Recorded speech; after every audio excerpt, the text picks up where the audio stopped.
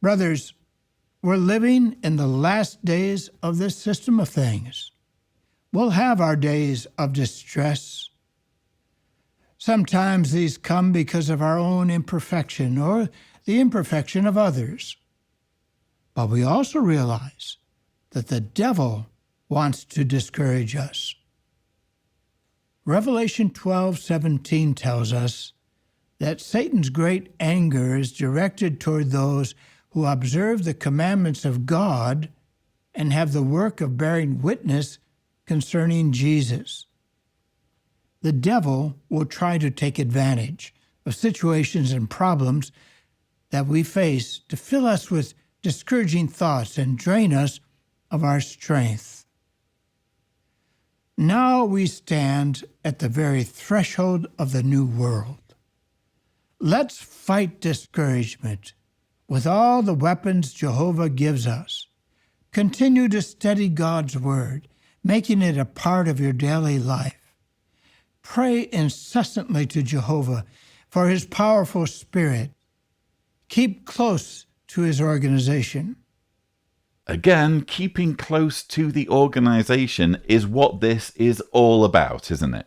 The governing body and their helpers are apparently so terrified and insecure about Jehovah's Witnesses becoming discouraged with being a Jehovah's Witness that they've put out this propaganda material which effectively tries to guilt Jehovah's Witnesses into thinking that if they're having discouraging thoughts, it's their fault for not controlling their thoughts, for not getting off the sad train and getting on the happy train.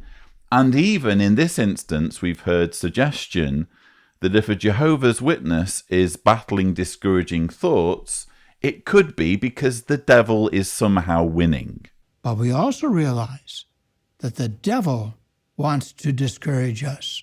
The devil will try to take advantage of situations and problems that we face to fill us with discouraging thoughts and drain us of our strength. Well, that's just wonderful, isn't it? Thank you for your wisdom there, Patrick LaFranca, in telling millions of Jehovah's Witnesses who may be feeling down or discouraged that this may be due somehow to the devil prevailing or to the individual's inability to ward off satanic influence. Yeah, that's a totally rounded, balanced, reasonable approach to take when we're talking about mental health. All he's doing is just layering on the guilt. He's giving Jehovah's Witnesses yet more reasons to hate themselves if they can't get rid of doubts and misgivings about their faith that will more than likely be totally justifiable. And notice too these silly comments about the last days.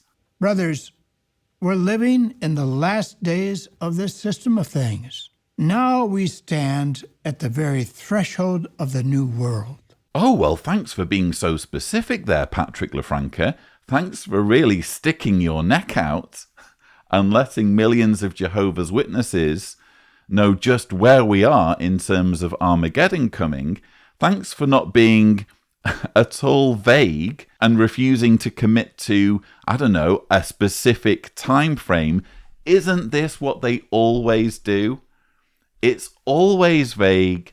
It's always unfalsifiable. We're living in the last days. How can anyone disprove that? That's the sort of throwaway remark that any charlatan, any televangelist can make. No one can disprove it, no matter what religion it is, no matter what denomination of Christianity it is. Anyone can get in front of the camera and say, we're living in the last days. We're standing on the threshold of the new world. Who can disprove that?